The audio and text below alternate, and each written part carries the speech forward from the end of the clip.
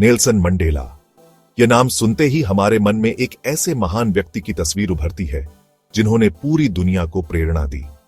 दक्षिण अफ्रीका में रंगभेद की क्रूर व्यवस्था के खिलाफ संघर्ष करने वाले मंडेला ने अपने जीवन का एक बड़ा हिस्सा जेल की सलाखों के पीछे बिताया।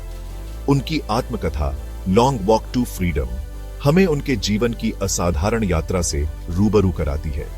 यह किताब सिर्फ एक कहानी नहीं बल्कि एक ऐसे व्यक्ति का संघर्ष है जिसने कभी हार नहीं मानी। यह किताब हमें सिखाती है कि कैसे एक व्यक्ति अपने अटूट दृढ़ संकल्प और साहस से पूरी दुनिया बदल सकता है। मंडेला ने हमें सिखाया कि प्रेम और क्षमा से ही नफरत को मिटाया जा सकता है। यह किताब हमें उनके बचपन, शिक्षा, संघर्ष और अंततः आजादी तक की यात्रा पर ले जाती है। यह हमें दिखाती है कि कैसे उन्होंने हर मुश्किल का सामना डटकर किया और कभी भी अपने सिद्धांतों से समझौता नहीं किया।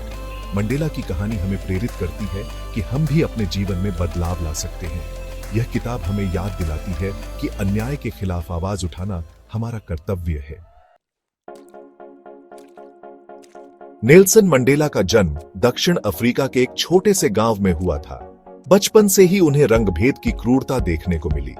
गोरे लोगों द्वारा काले लोगों पर किए जा रहे अत्याचारों ने उनके दिल को झकझोर कर रख दिया। उनकी शिक्षा दीक्षा मिशनरी स्कूलों में हुई, जहां उन्हें रंगभेद का सामना करना पड़ा। पढ़ाई के दौरान ही उनके अंदर सामाजिक न्याय की भावना जागृत हुई। बड़े होने पर मंडेला ने वकालत की पढ़ाई की और रंगभेद के खिलाफ आवाज उठाने लगे। वे अफ्रीकी नेशनल कांग्रेस में शामिल हो गए और रंगभेद कानूनों के खिलाफ शांतिपूर्ण तरीके से प्रदर्शन करने लगे। उनका मानना था कि हिंसा से कभी भी समस्या का समाधान नहीं निकल सकता। मंडेला ने लोगों को अहिंसक तरीके से अपने अधिकारों के लिए लड़ने के लिए प्रेरित किया। रंगभेद के खिलाफ आवाज उठाने के कारण मंडेला को कई बार जेल जाना पड़ा।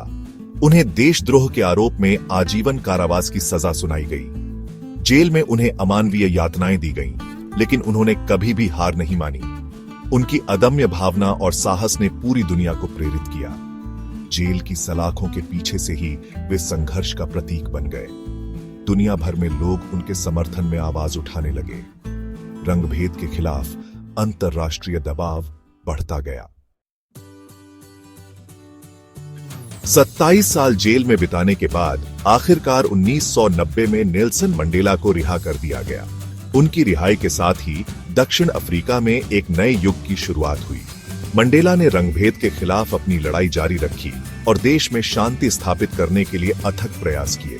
1994 में दक्षिण अफ्रीका में पहली बार रंगभेद रहित चुनाव हुए और नेल्सन मंडेला देश के पहले अश्वेत राष्ट्रपति बने।